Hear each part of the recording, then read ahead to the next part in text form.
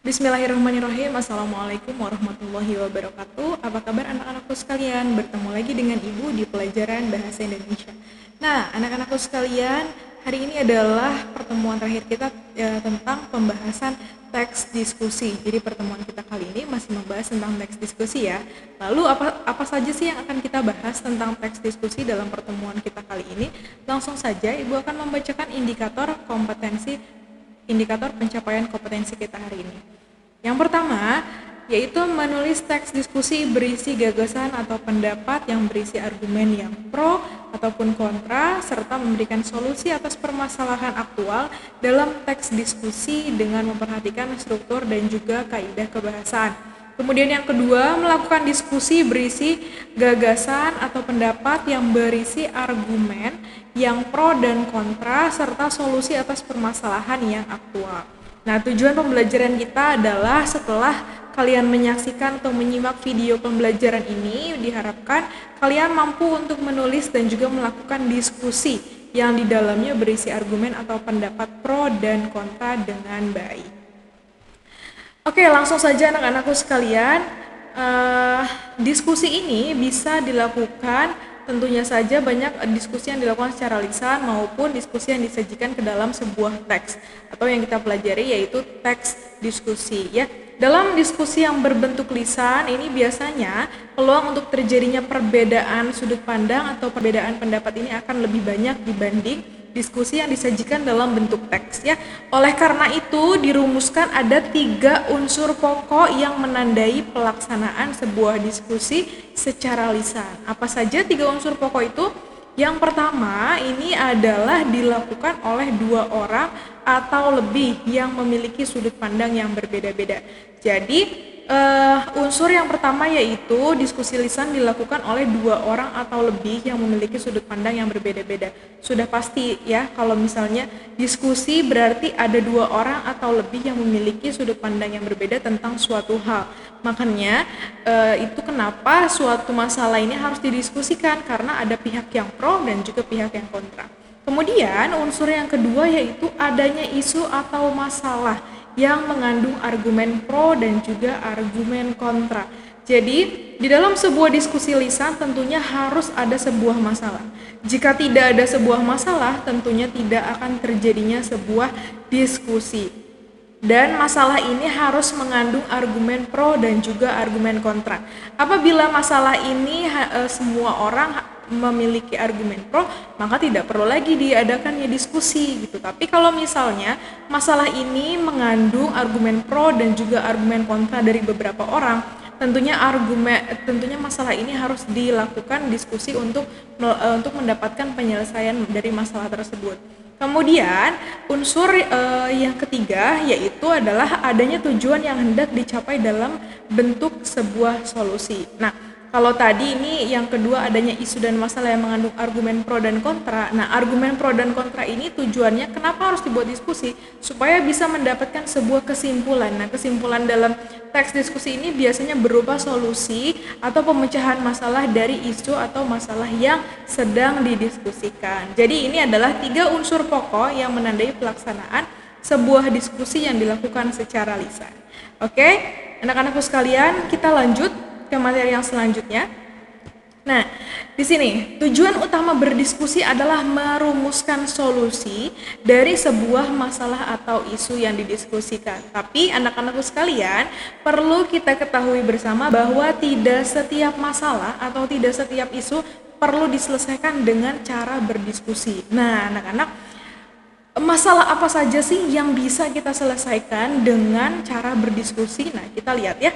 Ini ada hal-hal yang perlu kita perhatikan ketika menentukan masalah untuk berdiskusi. Jadi untuk menentukan masalah yang akan didiskusikan juga ada poin-poin penting yang harus kita perhatikan ya. Ada 4. Kita lihat yang pertama adalah menarik untuk khalayak. Nah, jadi masalah ini harus menarik untuk diperbincangkan dan juga diperhatikan di proses diskusinya oleh khalayak ramai. Kemudian sesuai dengan kapasitas pengetahuan peserta. Kalau misalnya pesertanya anak SMP, nah tentu saja masalah yang disajikan harus masalah yang seputar pengetahuan anak SMP atau anak yang pada pendidikan tingkat menengah. Ya tidak mungkin diskusi anak SMP kita taruh kasus korupsi dan kasus-kasus berat lainnya, ya itu tidak sesuai dengan kapasitas pengetahuan si peserta. Jadi masalah yang didiskusikan harus sesuai dengan pengetahuan dari si peserta diskusi tersebut. Kemudian yang ketiga yaitu memiliki kejelasan. Nah ini artinya masalahnya harus jelas. Jangan sampai si anggota diskusinya juga bingung akan masalah-masalah yang akan didiskusikan gitu ya. Dan ketika nanti si peserta diskusinya bingung, tentu saja nanti halayak yang mendengarkan, yang menyimak juga akan bingung. Masalah apa sih ini yang didiskusikan seperti itu ya. Jadi masalahnya juga harus jelas, apakah masalah ini perlu dipecahkan, bagaimana caranya dengan berdiskusi dan ada pihak pro dan juga pihak kontra untuk mendapatkan sebuah solusi atau jalan keluar. Kita lanjut. Nah, harus sesuai dengan waktu dan situasi. Ya, jadi misalnya kita harus segera nih mendiskusikan suatu topik untuk mendapatkan jalan keluar karena misalnya topik itu memang sedang dibutuhkan. Nah, misalnya tentang pelaksanaan PJJ. Nah, apa yang harus kita lakukan gitu kan? Apa kendalanya? Misalnya kendalanya pada internet. Kita harus lakukan diskusi secepat mungkin karena situasinya mendesak dan ini harus segera membantu para siswa dan juga para guru untuk tetap bisa melakukan pembelajaran dengan lancar. Nah, setelah dilakukan diskusi kan akhirnya dapat jalan keluar dari pemerintah yaitu tentang bantuan kuota. Nah, ini bantuan kuota ini tentunya dicanangkan karena adanya diskusi sebelumnya gitu. Kalau misalnya belum ada diskusi tentu saja tidak akan ada solusi berupa bantuan kuota. Seperti itu maksud dari sesuai dengan waktu dan situasi. Kita lanjut. Penyajian diskusi dalam bentuk teks dapat dilakukan dengan langkah-langkah berikut. Ya, kalau tadi kita bahas tentang diskusi dalam bentuk lisan, nah sekarang kita beralih lagi ke penyajian diskusi dalam bentuk teks. Bagaimana sih cara menyajikan sebuah diskusi dalam bentuk teks ya? Kita lihat langkah-langkahnya sebagai berikut. Yang pertama, ya, kita harus menentukan dulu isu yang menarik dan juga dikuasai. Ya, isu itu diharapkan benar-benar memerlukan penyelesaian dan berguna bagi halayak. Ya, sama seperti yang tadi. Kalau misalnya kita menentukan masalah ini adalah masalah yang memang benar-benar harus diselesaikan melalui proses diskusi dan tentunya masalah ini harus berguna bagi halayak. Seperti itu. Setelah menentukan masalah ataupun isu, yang kedua kita harus mengumpulkan sejumlah pendapat yang bersifat pro dan juga kontra ya. Tentu saja harus ada pendapat pro dan kontra. Kalau semuanya pro atau semuanya kontra, tentu saja tidak akan adanya atau tidak akan terjadinya sebuah proses diskusi. Nah, jika sebuah masalah ini ada pendapat atau terdapat pendapat pro dan kontra, barulah bisa terjadinya sebuah proses diskusi.